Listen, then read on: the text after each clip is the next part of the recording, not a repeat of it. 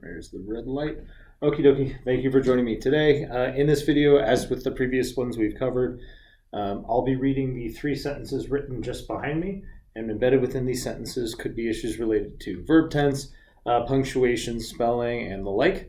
I just need you to be mindful of that. As I read each one, I'm going to have you listen carefully to the way in which the sentence sounds. Of course, it always helps for you to read it out loud yourself. I'll step out of the way and then pause the video and ask that you pause the video to reread each sentence, correct it on your own, and then resume when you're ready so that we can go through it together. All right, let's go ahead and start with, hopefully it's in focus. We'll start with sentence number 1. How did he manage to get all 8 crayon into he knows, she asked. Sentence number 2. With lots of skill and patience, he replied. Sentence number 3. I have no word to describe how gross that is, she said. Okay, I'll go ahead and step out of the way. Ask that you pause the video and then resume when you're ready. Alrighty, looks like you guys have resumed the video. So, starting first, all sentences should begin with a capital letter. So how should be capitalized. How did he manage, past tense, to get all 8 crayon into he knows, she asked. Now, while this did happen in the past, we're asking how did he manage, meaning in the process of, right? How did he manage, so we're going to get rid of that D. To get all 8 is a homophone. It sounds like the number, which is what I would like to use as opposed to the past tense of eat. So we're going to rewrite it as E-I-G-H-T for the number. We're talking about more than 1 crayon. This is singular. To make it plural, we're going to append an S.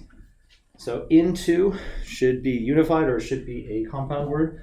So into, he is the wrong pronoun. We want the possessive pronoun for this gentleman, so we're going to change that to his knows.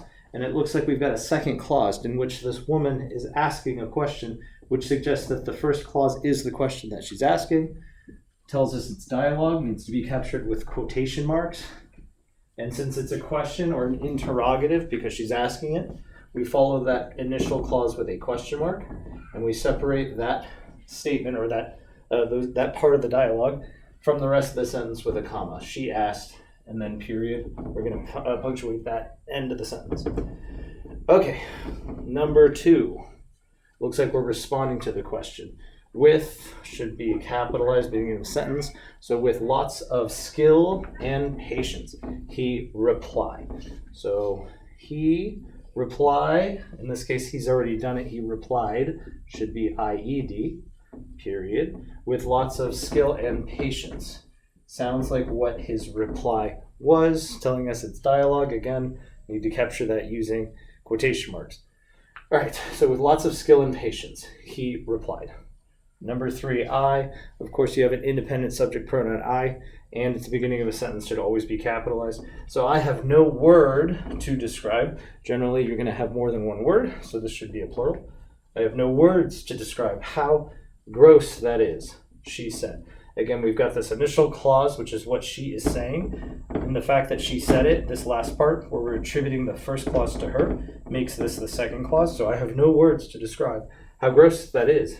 End statement, comma, she said, period. Okay, and I believe we have covered all of the corrections, though, of course, you likely have some different modifications than I do, and that's totally fine. Just make sure you let me know in the comment section below. I would very much appreciate that. If you haven't already, I would appreciate if you were to subscribe or like the video if you did find it helpful, and I look forward to working with you in another one. All right, thank you.